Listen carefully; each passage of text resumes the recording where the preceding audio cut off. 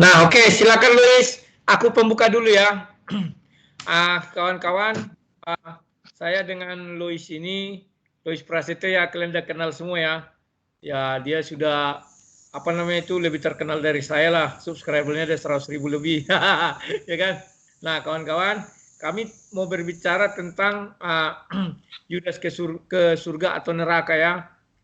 Dia janji kepada saya, dia akan memberi 6 alasan. Saya harap alasan ini bukan yang kemarin-kemarin sehingga berputar-putar di situ aja, tetapi ini alasan-alasan yang baru, ya. Oke, silakan Luis. Oke, sebenarnya saya mau mengkoreksi aja 6 hal ya. Yang pertama dulu mengenai kemarin kan Pak Rudi bilang kalau Matias itu dia tidak bisa menggantikan Yudas karena yang pilih adalah murid-murid sendiri ya, rasul ya. Bukan Tuhan yang pilih ya. Bukan karena itu. Matias menggantikan Yudas, tetapi kan dijelaskan di ayat itu sebagai jabatannya apa? Pelayanan. Sementara Yudas itu Lukas 22 ayat 29 ditetapkan, artinya sudah keluar SK-nya oleh Yesus, jabatannya sebagai hakim di dalam kerajaan. Tapi kan kemarin bilang kalau Matias itu yang pilih bukan Yesus toh, bukan Allah gitu loh. Ya, tidak Yesus langsung. Ya. Pilih Yesus langsung, sebentar, yang dipilih Yesus langsung itu namanya Rasul Paulus. Yesus langsung datang. Rasul Paulus pun tidak pernah ditetapkan, dikeluarkan SK menjadi hakim di surga. Lanjut. Oke, kita bahas langsung aja kisah para rasul 1:15-26. Ya. Nggak lama, Pak. Silakan. Di situ kan jelas ya, di situ di ayat yang ke-25 untuk menerima jabatan pelayanan yaitu kerasulan yang ditinggalkan Yudas yang telah jatuh ke tempat yang wajar baginya. Ya. Kita fokus dulu kalau sebenarnya yang pilih Matias ini adalah Tuhan. Bukan hanya sekedar rasul. Orang yang itu Tuhan. Yang buang undi kan orang itu. Iya, tapi ayat 24 itu kan dikatakan mereka semua berdoa dan berkata, betul. Ya Tuhan, Engkaulah yang mengenal hati semua orang. Tunjukkanlah kiranya siapa yang Engkau pilih dari kedua orang ini. Jadi antar dua orang itu, mereka para rasul bilang yang Engkau pilih yang mana Tuhan gitu. Dan akhirnya Tuhan tetapkan Matias. Oke, Tuhan yang memilih Matias. Terus problemnya di mana? Oke. Problemnya kemarin dalam diskusinya Pak Rudi dengan Olwin itu bilang bahwa yang pilih itu rasul gitu loh. Bukan Yesus. Kalau secara alkitabiahnya memang rasul yang memilih, orang itu kan buang undi. Yang buang undi itu bukan Tuhan. Maksud saya, seperti kan ada saya buat, seperti Rasul Paulus. Artinya yang saya masukkan di situ, Yesus langsung berjumpa sama Rasul Paulus. Kalau Matias kan Yesus tidak berjumpa langsung sama Matias, tetapi orang itu yang buang undi. Tetapi kan di ayat 24 nih loh. Pekerjaan ayat 24 ini Engkau pilih, benar nggak? Siapa yang pilih di sini? Itu kan permintaan atau doa, tidak langsung Yesus datang ke situ. Tetapi di situ ada mereka dibilang Petrus. Kenapa? Yang pilih siapa di sini? Tahu nggak arti buang undi? Buang undi itu buang koin. Tup. Nah, buang undi buang koin. Burung atau apa? Nah, kalau burung si Matias, kalau angka si satu lagi itu. Itu namanya buang undi. Yang melaksanakan itu manusia. Maksud saya ke situ. Bukan berarti saya mengatakan itu. Sebentar, bukan berarti saya mengatakan tidak ada campur tangan Tuhan di situ, bukan. Tetapi maksud saya, makanya saya katakan ada di situ kata Paulus, artinya untuk menyamakan hal itu. Tidak seperti Paulus langsung datang, tidak seperti Yudas langsung datang. Nah, paham ya? Tapi kan intinya kan pemilihan Matias ini di bawah izin Tuhan kan. Jadi kalau misalnya itu bukan Tuhan sendiri yang pilih, ya pasti Tuhan nggak ikut campur. Kamu pilih sendiri sudah. Para rasul kok pilih sendiri, saya nggak ikut campur. Tuhan pasti bilang begitu. Kalau hanya itu dasarmu, tidak kuat untuk membuat si Yudas ke neraka, tidak kuat untuk membuat Matias ke surga, tidak kuat. Saya tidak mau bicara Yudas ke neraka dan sebagainya. Itu poin selanjutnya. Sekarang kita mau fokus dulu. Oke. Oke, silakan dulu. Ya, oke, silakan Tuhan. Matias, silakan. Biar cepat, silakan. Pemilihan Matias ini yang pilih ini sebenarnya para murid saja atau memang Allah juga yang pilih Matias sebenarnya? Kalau menurut ayat itu yang ambil undi itu para rasul itu. Mohon dibedakan, Tuhan langsung datang seperti sama si Yudas, Yesus yang datang menyampiri. Bedakan loh kalimat saya. Yesus langsung menghampiri dengan orang itu cabut undi. Bedakan. Tapi ayat siapa yang pilih ayat 24? Kenapa? Saya baca sekali lagi ya. Ayat 24. Mereka semua berdoa berkata, ya Tuhan, Engkaulah yang mengenal hati semua orang, tunjukkanlah kiranya siapa yang Kau pilih dari kedua orang itu. Tunjukkan, iya. Pilihlah. Tapi ketika koin itu diundi, berarti memang jatuh ke Matias, itu memang Tuhan yang mau. Gitu loh. Tuhan yang menunjuk, silakan saya bilang. Tetapi bukan Yesus langsung datang. Ingat, bukan Yesus datang situ loh. Bedakan cara pemilihan Yudas langsung Yesus yang datang. Pemilihan Paulus langsung Yesus yang datang.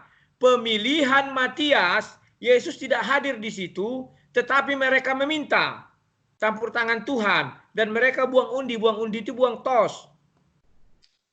Ya, tapi intinya siapa yang pilih? Tuhan toh? Mereka, para murid, karena mereka yang mentos. Loh, begini. Kalau itu jelas loh, yang pilih Tuhan loh. Enggak dibilang situ Tuhan memilih, Tuhan menunjuk. Minta petunjuk. Loh, kamu petunjuk. Beda dengan Tuhan memilih. Sebentar. Ku carikan ayat untuk petunjuk-petunjuk. Gimana sih? Bedakan cara. Loh, begini loh Luis. Kamu harus bisa membedakan proses pemilihan Yudas dengan Matias. Tuhan tidak ada di situ. Yesus tidak ada langsung. Bedakan loh. Yang saya maksud itu. Oke. Sekarang saya tanya, ketetapan untuk Yudas itu masuk surga atau neraka? Loh kan sudah dibilang Yesus masuk surga. Aku menetapkan.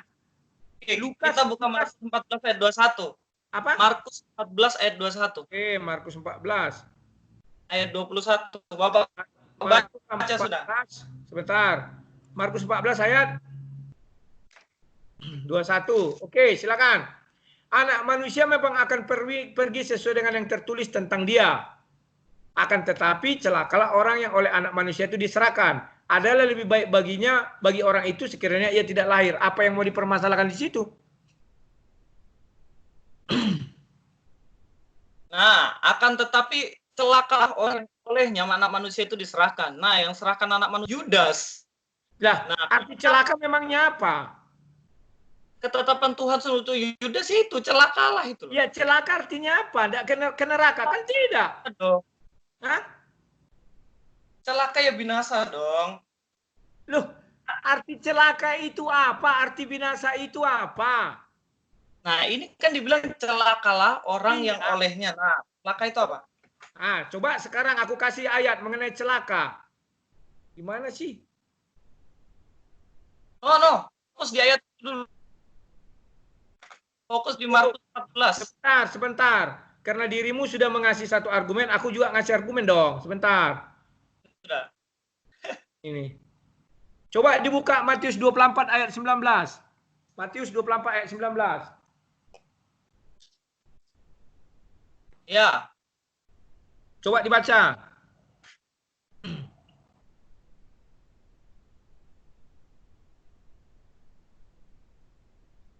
Halo? 19 ya. Ya. Karena itu pergilah, jadikanlah semua bangsa muridku dan baptislah mereka dalam nama Bapa dan Matius 24 ayat 19. 24. Iya, ayat 19.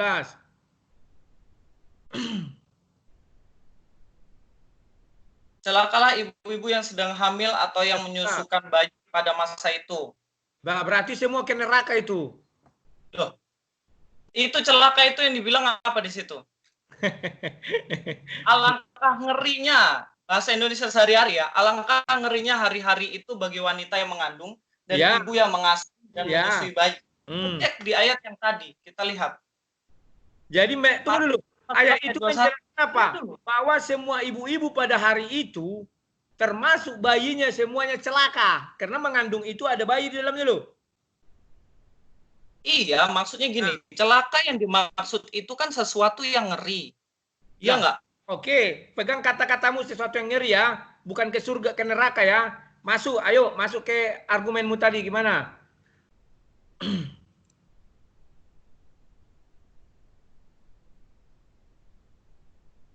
Kita fokus, kita balik dulu. Enggak, aku nggak mau kemana-mana. Markus 14:21 dulu. Balik. Ya udah, buat. Kita sudah punya pegang ya. Tadi ada kata celaka itu. Markus 14:21.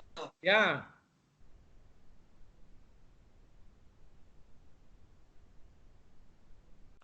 Halo? Ya, terus jabarkanlah. Aku menunggu nih.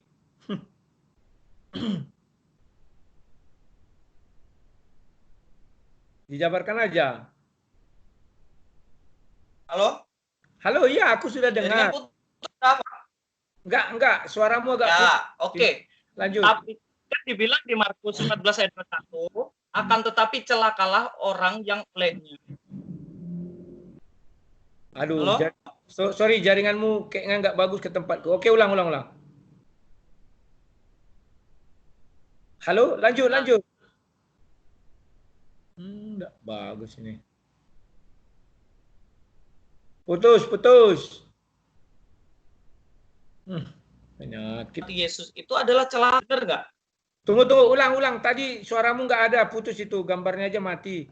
Halo, ulang. Sampai mana, Kak? Nggak tahu. Ayo, celakalah tadi, celaka, ayo.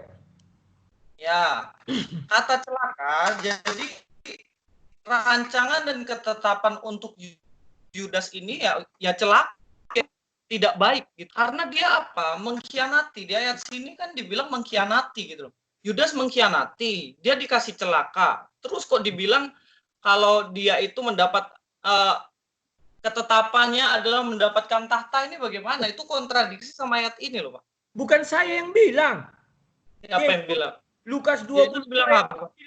9. Lukas 22 ayat 9. Coba dibuka. Lukas 22 ayat 9. 29. Lukas 22 ayat 29. Coba baca. Lukas 22 ayat 29. Coba ya. dibaca. Ya.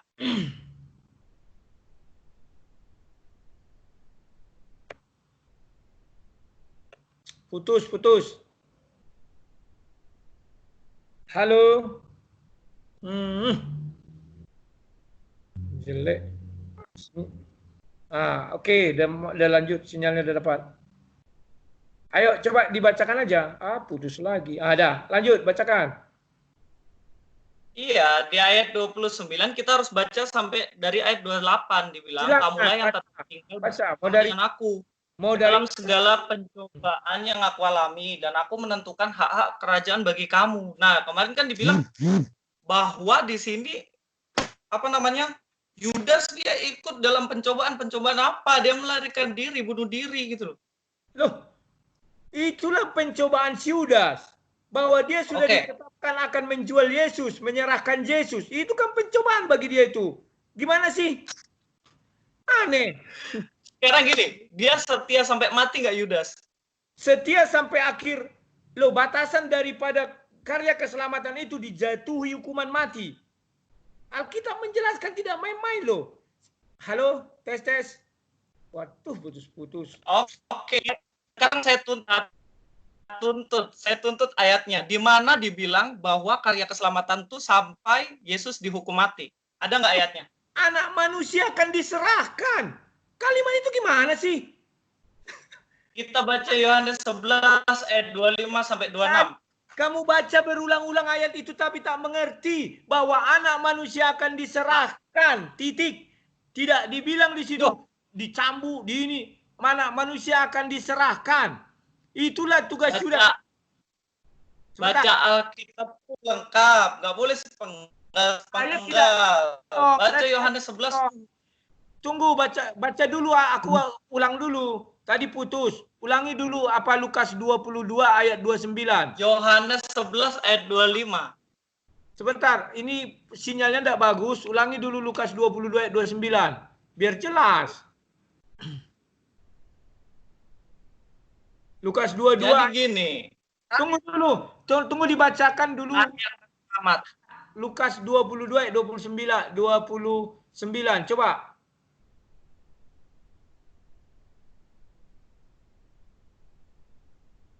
Lukas 22 ayat 29. Dan aku menentukan hak kerajaan bagi kamu sama seperti Bapakku menentukan bagiku. Kamu akan makan dan minum dulu. Samalah murid-murid ini dengan Yesus, disamakan Yesus. Kan sama seperti aku katanya. Apalagi, apakah orang ini ke neraka? Tidak mungkin kalau sama dengan Yesus masuk ke neraka. Dan aku menentukan. Sudah ditentukan Yesus. Hak-hak, bukan kewajiban. Tapi hak-hak. Ceritanya sudah selesai belum? Ceritanya sudah selesai belum? Kenapa? Yesus sudah mati belum di sini? Yesus sudah mati belum di sini? Tidak ada dijelaskan situ kewajiban. Itu kewajiban yang bilang. Tapi hak-hak. Ingat. Iya, hak kerajaan. Gini, di ayat ini ada kewajiban dan hak. Ayat 28 kewajiban loh. Ayat 28 kewajiban. Baca dulu. Kamulah ya, iya kewajiban di dunia. Tetapi ini ditetapkan di sorga. Sebentar, kamulah yang tetap tinggal bersama. Saya tanya, Yudas itu. Sebentar, menurutmu pencobaan Yesus itu apa sih? Aku bingung. Kamulah yang tetap tinggal bersama-sama dengan aku. Itu diucapkan kepada 12 orang. Dalam segala pencobaan. Artinya apa? Bukan Yesus mengatakan syarat, tapi kamulah. Bedakan, siapa yang tinggal sama aku sampai pencobaan? Beda.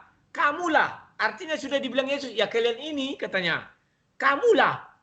Paham tak? Itu menetapkan. Ayat 29, dan aku menentukan hak-hak di kerajaan. Kalau masa ditentukan hak-hak di kerajaan kalau masih ada syaratnya? Tidak. Ini, di ayat ini kita tahu ya, bahwa yang pertama, mereka itu harus setia sampai pada akhirnya ikut Yesus. Yudas itu nggak setia sama sekali kok. Bapak belain mati-matian gitu loh. Nah, coba lihat dulu. Kita baca dulu. Itu takaran setia, Pak. Misalnya si Lois Prasetyo sudah ditunjuk Yesus sebagai pengkhianat. Maka kesetiaanmu apa? Kamu harus jadi pengkhianat. Kalau kamu jadi pendeta, kamu tidak setia. Gimana sih? Jadi Yesus suruh Yudas jadi pengkhianat. Kalau Yudas jadi pengkhianat, dia masuk surga, begitu? Memang iya kan dia dibilang. Ya. Salah aku. Loh, coba bentar. Pak, coba buka Yohanes 6 ayat 71. Coba buka. 70-71 Yohanes 6. Yohanes 6 70-71. Makanya kalian tidak pernah memahami itu, hanya ketawa-ketawa aja. 71, oke. Apa di sini? 70-71, sorry, 70-71, biar jelas. Ya. Jawab Yesus kepada mereka, bukankah aku sendiri yang telah memilih kamu yang 12 ini? Nah, keterangan 71 lihat. Yang dimaksudkannya ialah Yudas, anak Simon Iskariot, sebab dialah yang akan menyerahkan Yesus. Dia seorang antara ke-12 murid itu. Artinya Yesus sudah tahu, hanya Yesus yang tahu itu. Murid-muridnya nggak tahu. Maka dikasihlah dia peran ini. Apa faktanya Yudas setia? Baca ayat 64. Lari 70 orang, nggak sanggup. Dikira, jangan-jangan aku nanti yang dituduh. Ayat 64, coba baca, 64. Oke, jawab Simon Petrus padanya, Tuhan, kepada siapa kami akan pergi? Perkataanmu adalah perkataan hidup yang kekal. Nah, ayat 65, pelan-pelan, 65 lagi. Lalu ia berkata, sebab itu telah kukatakan padamu, tidak ada seorang pun dapat datang kepadaku kalau Bapa tidak mengaruniakan kepadanya. Nah, Yudas dikaruniakan Bapa kepadanya. Ayat 66, 67, sedikit lagi, 67. Mulai dari waktu itu banyak murid-muridnya mengundurkan diri dan tidak lagi. Lari mereka semua karena nggak sanggup. Salah satu di antara kalian adalah menyerahkan aku, kata Yesus. Dia 64. Takut orang itu. Bukan aku. Oke, giliran saya sekarang ya. Ya, silakan. Giliran saya. Hah? Ya, silakan. Ayat 70 itu nggak boleh kita potong. Jawab Yesus pada mereka, bukankah aku sendiri yang telah memilih kamu yang 12 ini? Namun seorang di antaramu adalah iblis. Jadi Yudas itu iblis, gitu loh. Memang iblis, Yesus tahu. Iya. Yesus yang memilih. Jadi Yesus pilih iblis. Kau bisa apa? Yesus memilih iblis ini masuk dalam grupnya. Kau bisa apa? Ya. Dan ingat Itu ayat sama kayak ini. Ingat ayat 66 mengatakan apa? Bapa sudah mengaruniakannya sehingga kau bisa datang kepada aku. Yudas adalah karunia Bapa di Itu surga. yang dikaruniakan, Pak. Iya, Yang karunia. dikaruniakan iman, Pak. Loh, Yudas tidak ada iman sampai matinya. Kok nggak beriman? Kau bilang buktinya 70 murid lari. Nggak beriman orang itu. Yudas tetap ikut. Ya, dalam masukku kalau dia menyadar, dia tidak sadar. Dia tidak sadar itu. Oke lah, biarlah saya jadi pengkhianat. Kira-kira begitulah ini ya. Tahu konteksnya ini nggak? Kenapa? Tahu nggak konteksnya ayat ini apa? Loh, tahu nggak konteksnya Yohanes 6? Aku sudah membacakan pada dirimu mulai dari ayat 64 sampai 71. Kau malah ditanya, tahu nggak konteks? Aduh, berarti kau menganggap aku seperti anak SD. Sebentar dulu, sebentar. Kau menganggap aku seperti anak SD yang berbicara kepada seorang dosen.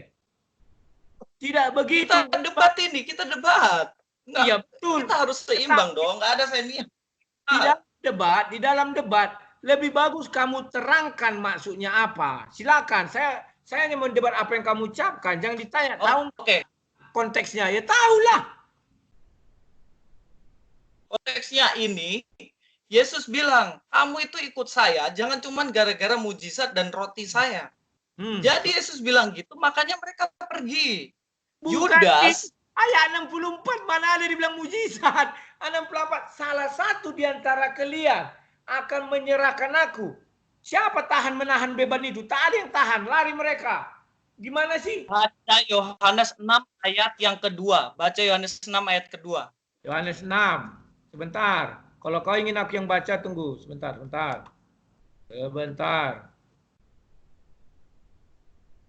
Yohanes berapa? 6 ayat 2. Nah, aku bacakan ya. Orang banyak berbondong-bondong mengikuti dia karena mereka melihat mujizat-mujizat penyembuhan yang diadakannya terhadap orang sakit. Terus apa yang mau dijelaskan situ? Iya. Itu kan mereka orang. Loh, gimana mereka sih? Mereka itu orang banyak ikut Yesus karena banyak mujizat. Yesus tegur. Perkataannya keras, makanya mereka meninggalkan Yesus. Yohanes 6 ayat 66. Kau baca Yohanes 6 ayat 16, itu udah putus, udah selesai. Dan ketika hari sudah mulai malam, murid-murid Yesus pergi ke danau lalu naik perahu. Yesus berjalan di atas air. Artinya orang sudah bubar. Gimana sih menghayati sini? Ada urutan cerita, bukan di situ terus orang ini. Orang itu sambil berjalan. Saya tanya, ini ceritanya itu dari ayat 1. Yohanes itu tulis kisah itu dalam satu kerangka, tidak putus. Yohanes 1 ayat 1 sampai 71. Coba baca 16. Ayat 16 baca dulu. Ayat 16. Iya, kalau Bapak baca semuanya, ini sudah satu frame, Pak. Kalau kita baca ayat 16, latar belakang penulis yang kau suruh aku baca ayat 62, itu kan pagi hari. Itu satu dong. Ya, baca ayat 16. Ini sudah beberapa hari nih, bukan hari itu juga.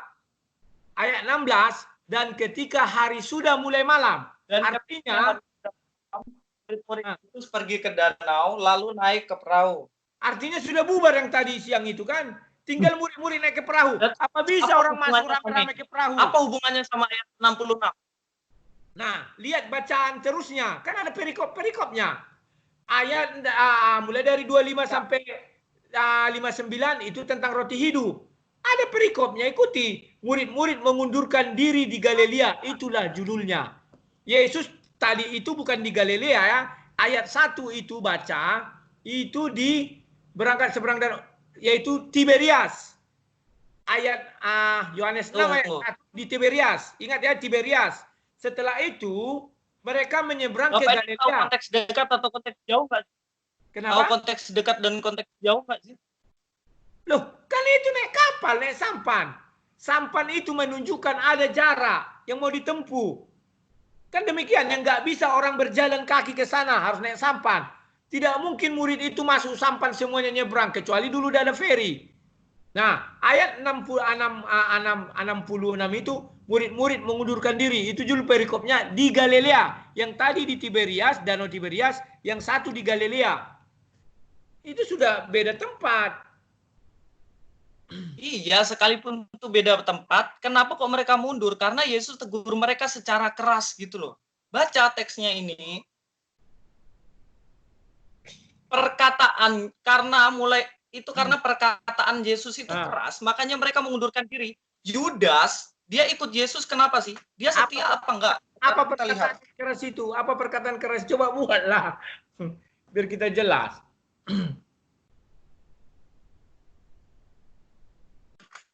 Loh. Bapak sudah baca teks ini belum sih? Ayat 61. Ayat 61.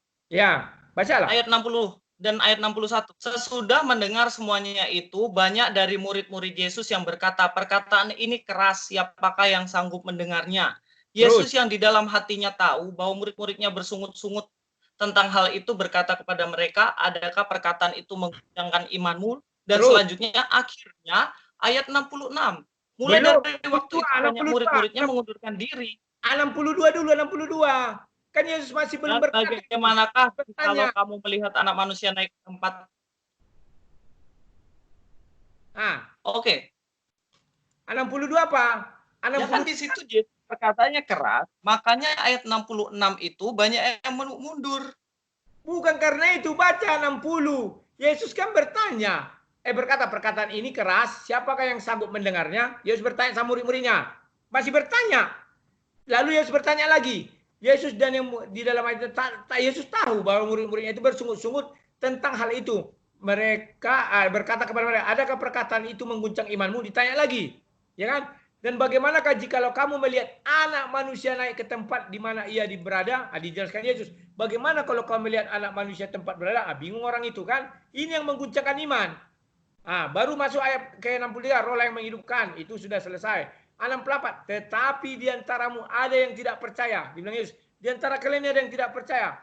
Sebab Yesus tahu dari semula siapa yang tidak percaya dan siapa yang akan menyerahkan dia.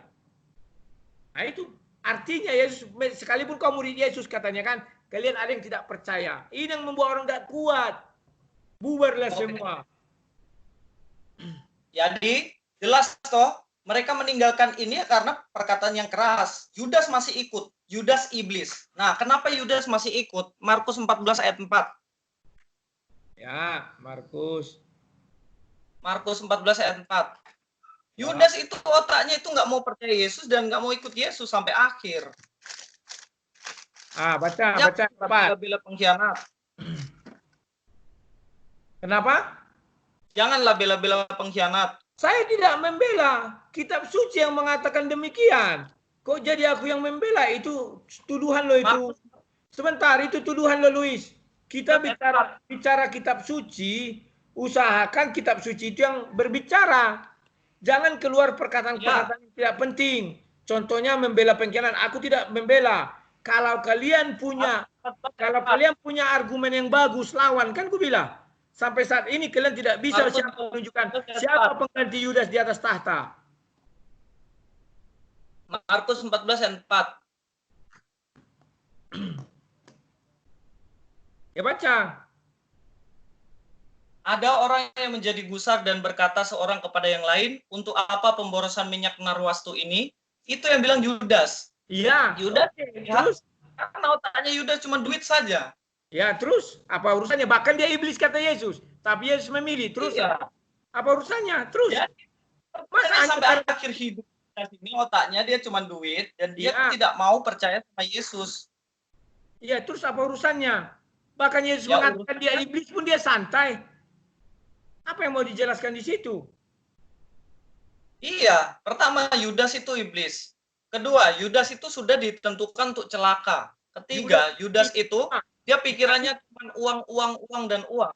Iya, Yudas pencuri semua, yang nggak masalah.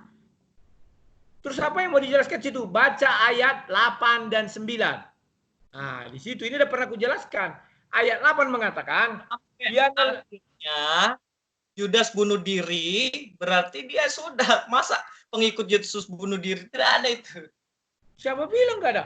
Baca ini. Tunggu dulu ya, baca ayat 7. Kisah para rasul ayat 15 sampai 16. Saya jelaskan saja. Tunggu sebentar, ayat yang Kisah kamu kasih tadi. 1 ayat 15.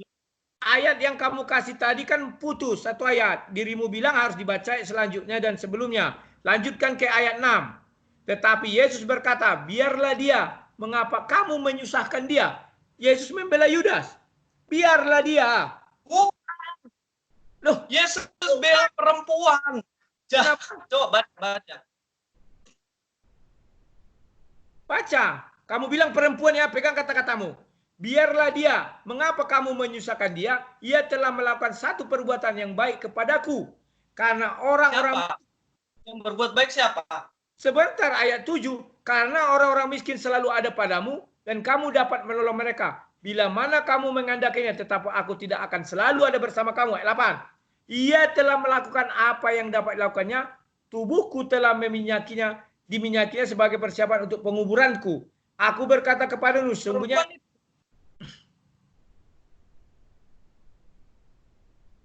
itu perempuan, Pak, bukan Yesus bela Yudas.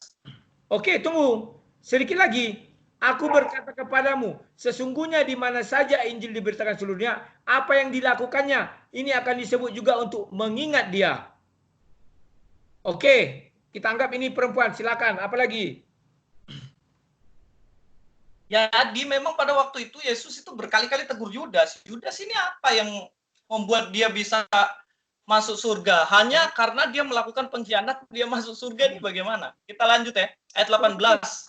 Kisah para Rasul 1. Mengatakan sebentar. Ayat 5 mengatakan sebentar. Ayat 5 mengatakan lalu mereka memarahi perempuan itu. Ada kalimat di situ mereka. Mereka itu banyak orang. Bukan ini yang kulihat itu ya. Ada satu lagi. Dia dikatakan pencuri. Ini tidak ada dikatakan pencuri.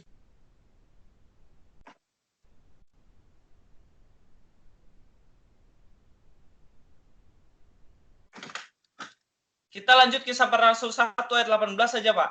Terakhir ini. 18. Silakan. Terakhir. Ayat 18, kisah para Rasul 1 ayat 18.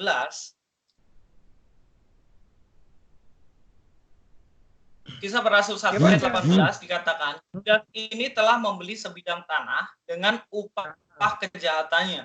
Upah kejahatan maksudnya dia jual Yesus ya. Lalu ia jatuh tertelupuk dan perutnya terbelah sehingga semua isi perutnya tertumpah keluar. Nah, kita lanjut di ayat yang ke 25. Untuk menerima jabatan pelayanan yaitu kerasulan yang ditinggalkan Yudas yang telah jatuh ke tempat yang wajar baginya. Jatuh ke tempat yang wajar artinya upah dari kejahatan itu dan juga kesalahannya dia ya memang dia sewajarnya di mana ketika dia mengkhianati Yesus. Upah dari dosa adalah alam maut, kematian. Ya, betul. Ya sudah, dia di tempat yang sewajar baginya di alam kematian. Terus apa yang salah? Iya. Memang dia dimati dan Abraham. Tidak ada sama sekali indikasi dibilang Yesus menganugerahkan keselamatan kepada Yudas. Yohanes 3 ayat 16. Itu diucapkan sebelum Yudas mati. Lukas 22 ayat 29 dan 30. Kenapa sih susah kali? Kecuali sudah mati dia tak diucapkan itu atau diucapkan itu benar. Yudas tidak akan ke surga. Ini sudah ditetapkan dia. Aku menentukan hak-hakmu di surga. Sudah ditentukan. Apa lagi yang mau kita bilang? Bisa kita cabut itu. Tuhan tidak bisa kok tetapkan itu penjahat itu. Kenapa? Pak, yang berhak untuk menerima hak tahta mereka yang percaya Yesus sebagai Tuhan dan Juru Selamat itu yang Yudas ini nggak percaya Yesus. Buka dulu. Bagaimana dia bisa dapat hak? Sebentar, buka dulu tahta itu. Syarat yang kamu bilang itu harus percaya Yesus dan Juru Selamat itu di mana? Buka. Menentukan tahta itu ya. Jangan kita tambah-tambah kitab suci. Tuh, bukan menambahi. Gini loh Pak. Bukan di situ kita bisa beberapa hal. Ya, apa hal itu? Buka. Lukas 22 ayat 29. Dan aku menentukan hak kerajaan bagi kamu.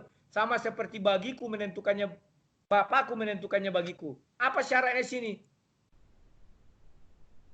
Ayat berapa? Lukas 22 ayat 29 tadi masih. Lukas 22. Ayat 29 sama 30, 28, 29, 30 bisa. Silakan.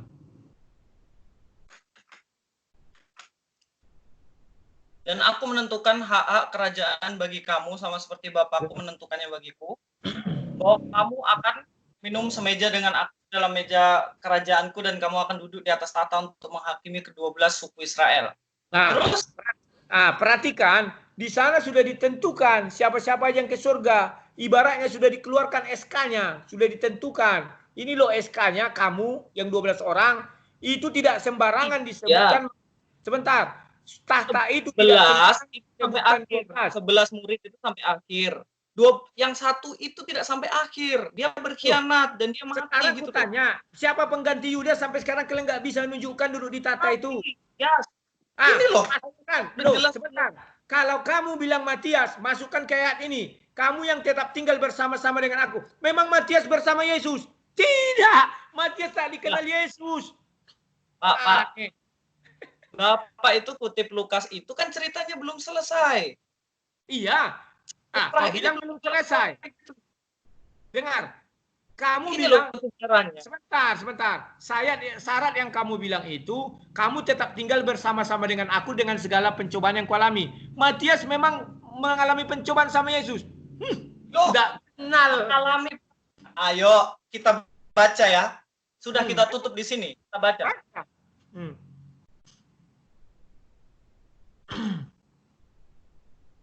Kita baca ayat 19. Bacalah. Hal itu diketahui oleh semua penduduk Yerusalem sehingga tanah itu mereka sebut dalam bahasa mereka sendiri Hakaldama, artinya tanah darah. Itu Yudas sudah mati. 20 sebut ada tertulis dalam kitab Mazmur, biarlah perkemahannya menjadi sunyi dan biarlah tidak ada penghuni di dalamnya dan biarlah kejabatannya diambil orang lain supaya jabatannya diambil orang lain.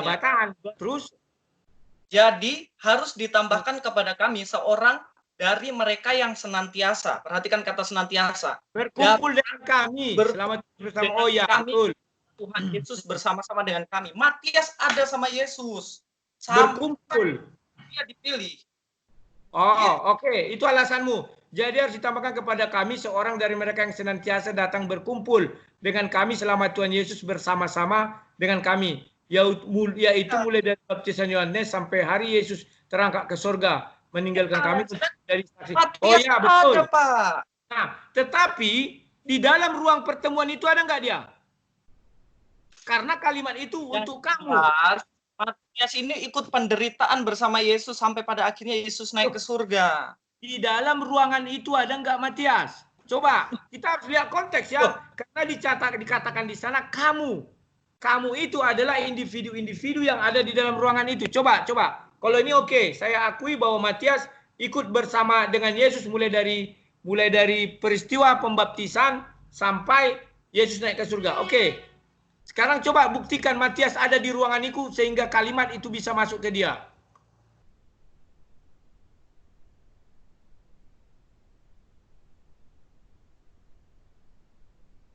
Di mana? Loh, di mana? Ya nggak tahu, aku carilah. Kalimat itu kan diucapkan dalam perjamuan malam. Kamu katanya. Artinya orang-orang itu sudah ditentukan. Cari, ada nggak Matias di antara orang itu sehingga dia bisa menggantikan tahta itu? Kita nggak ada urusan ada nggak ada dia. Yang jelas juga astaga, putus-putus. Jabatannya udah digantikan. Ya, jabatan apa? Jabatan jadi apa? Gini. Ayat 25 dijelaskan, jabatannya jabatan pelayanan. Selesai, jangan ditambah-tambahi. Jabatan hakim tidak dikasih sama dia. Jabatan hakim nggak ada lah di sini. Kok nggak ada? Sama. Makanya di Lukas 22 ayat 30 itu hakim dia di surga. Bukan jabatan hakim dikasih, tapi pelayanan. Itulah hebatnya Bible dituliskan jabatan pelayanan. Agar orang tidak liar menerjemahkannya. Dibatasi dia. Pelayan. Tidak hakim loh, kata Tuhan.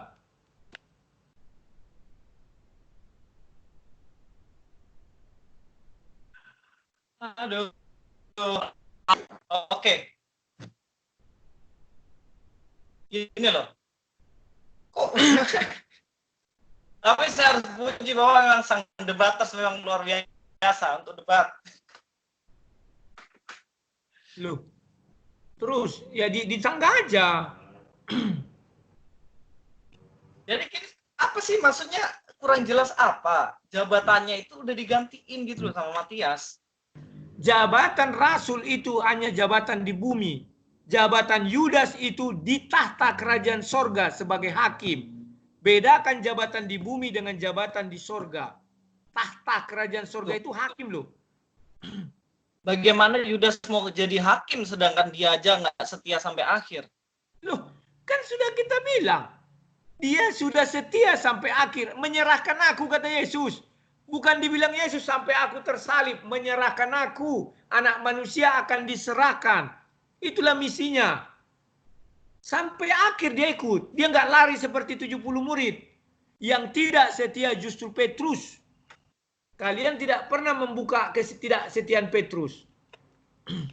Tuh, Petrus tidak setia, tapi dia itu setia, Pak, sampai akhir. Dia memang tidak setia di situ. Habis itu dia bertobat, dia setia sampai akhirnya disalib. Kok berganti sih? Tidak setia tapi setia. Aneh. Pertama, dia tidak setianya waktu dia menyangkal Yesus 3 kali. Dia tidak setia. Tetapi setelah itu Yesus datang kepada Petrus. Yesus datang kepada Petrus, Petrus bertobat. Dia sampai pada akhir hidupnya, dia sampai mati, dia setia ikut Yesus. Yudas itu ayat bertobat. Coba tunjukkan di mana dia bertobat. Kasih tahu dulu aku di mana dia bertobat. Mau kulihat ayatnya. Yohanes 21. Tuh, banyak, Pak. Salah satu indikasinya Yohanes 21 ayat 19. Loh, Yohanes 21 itu setelah Yesus bangkit. Sebelum Yesus wafat, Yesus mengatakan, Bapa ampunilah mereka. Artinya Petrus itu diampuni Yesus. Andai kata tidak diampuni Yesus, Yesus tidak akan datang kepada orang yang menyangkal dia. Nah, itulah. Makanya itu kan salahnya, jangan salah. Kekeliruannya Bapak itu paham keselamatan itu hanya sampai kematian. Karya keselamatan nggak sampai kematian, Pak. Sampai mana? Sampai kebangkitan Yesus dong. Dan sampai naik kenaikannya. Ya? Sampai naik ke surga, itu yang benar. Iya. Nah, betul, sampai kebangkitan, sampai naik surga. Bukan hanya sampai di kematian. Loh, saya bilang sampai kematian, karena sebelum mati, Yesus kan berkata, Bapa ampuni. Itu pengampunan loh itu. Keselamatan. Bagi orang-orang yang tidak mengerti akan apa-apa. Hah?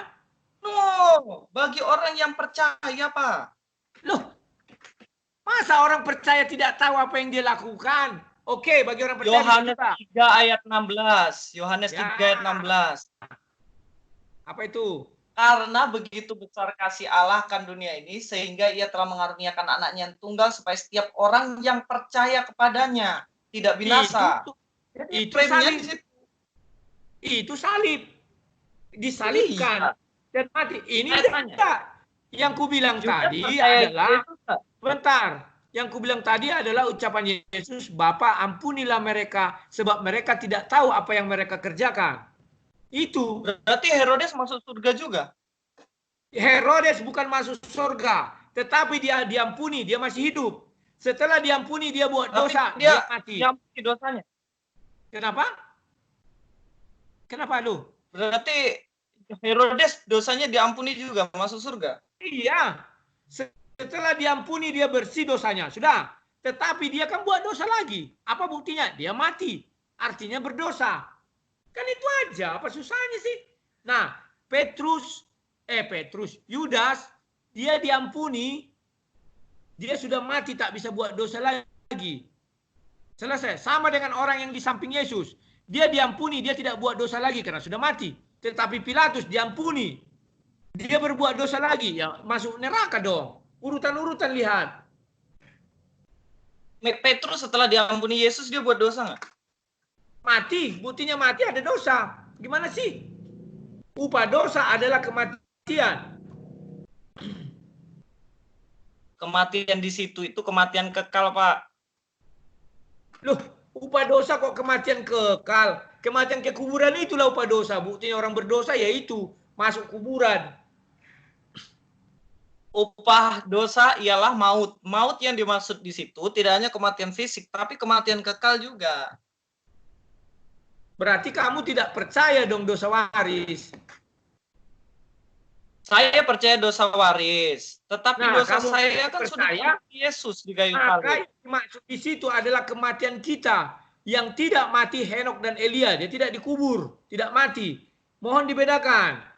Kematian kedua itu nanti lain lagi. Tetapi kematian yang pertama adalah masuk ke tanah itu dikubur. Kembali ke tanah. Itulah dosa waris kita. Dosa pertama mati, dikuburkan, kembali ke tanah. Yang kedua nanti masa penghakiman, itulah kematian kedua di neraka. Jadi tolong. Jadi upah dosa itu Pak.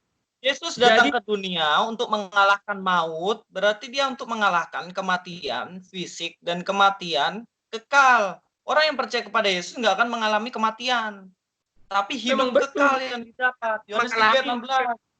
Tidak mengalami kematian kedua, ke neraka itu. Tapi kematian pertama tetap dialami manusia. Upah dosa adalah maut. Semua orang mati artinya berdosa. Semua orang mati artinya berdosa. Ya udah, apalagi? Ya jadi kalau dibilang indikasi dari Yudas itu percaya Yesus sampai mati itu yang mana? Sekarang gantian balik saya tanya. Oke, indikasinya apa? Yesus sudah mengatakan anak manusia akan diserahkan. Setia dia mengikuti itu. Bahkan ketika terakhir Yesus bertemu Yudas, apa kata Yesus? Lakukanlah.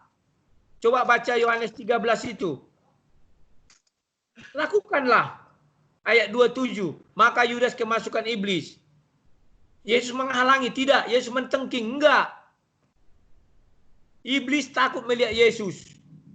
Kita baca semua kitab suci kan mengatakan hanya Yesus yang bisa melihat iblis. Yudas tak bisa melihat iblis.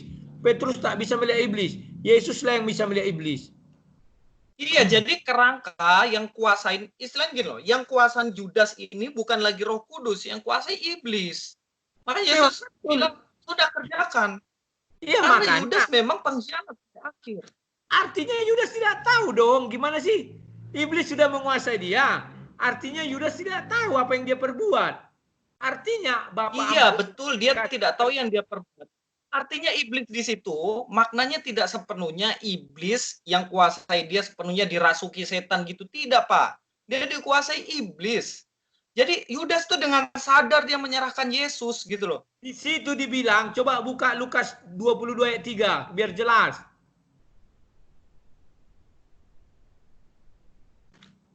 22 ayat berapa? 3.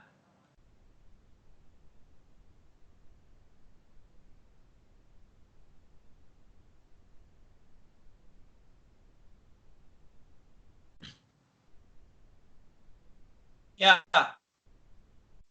Maka masuklah Yudas yang bersekaligus seorang dari ke-12 murid itu. Ya. Sudah. Artinya 100% iblis menguasai dia kan? Iya. Ya udah, dia nggak tahu apa yang dia perbuat kan? Bapak ampunilah mereka. Dia tidak tahu apa yang mereka perbuat. Selesai kan? Konteks ayat mereka tidak tahu apa yang mereka perbuat itu, doanya Yesus bukan cuma untuk Yudas, untuk banyak orang, karena yang bilang untuk si Yudas siapa? Kan mereka itu termasuklah Yudas di dalamnya. Kalau Bapak bilang Yudas tidak mengerti apa yang dia lakukan karena dia dikuasai iblis. Emang Pontius Pilatus dikuasai iblis? Emang para Romawi dikuasai iblis? Kan enggak. Mereka itu tahu apa yang mereka lakukan. Pontius Pilatus tidak tahu apa yang dia lakukan. Maka dia bilang, aku tidak menemukan kejahatan di dalam diri orang ini. Tidak tahu dia. Orang-orang pun tidak tahu menangkapi Yesus. Mau disalibkan. Salibkan dia. Orang itu nggak tahu, hanya ikut-ikutan. Ahli-ahli Taurat itu yang tahu. Sekarang ayat mana yang dikasihkan Yudas ini masuk surga sudah? Lukas 22 ayat 29 dan 30. Selesai. 29 30 ya? Ya, selesai. Iya, tapi ini cerita kan belum selesai, Pak. Ayat Lukas ini kan sampai akhir, sampai kenaikan Yesus ke surga. Yudas ada enggak? Mana ada dibilang di situ sampai naik ke surga? Kamu akan menyerahkan aku kepada anak manusia, akan diserahkan kepada manusia untuk disalibkan. Mana ada? Aduh. Jadi Salah gini, satu saya di antara simpulkan kamu adalah iblis. Yesus mengatakan tugas si iblis ini apa? Menyerahkan anak manusia untuk disalibkan. Selesai. jadi satu kesimpulan yang saya ambil. Jadi kesetiaannya Yudas ini yaitu ketika Yudas datang menyerahkan Yesus sampai disalibkan. Itu kesetiaan Yudas ya menurut Bapak ya? Memang iya, karena itu sudah dinubuatkan. Anak manusia akan diserahkan oleh kamu seorang dari kalian pengkhianat. Selesai. Kalau Yudas mau dia lari aja.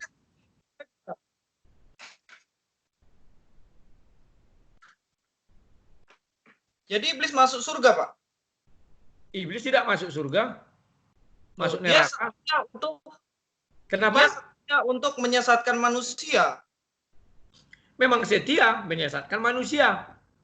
Dia sama kayak Yudas. Yudas setia untuk menyerahkan Yesus.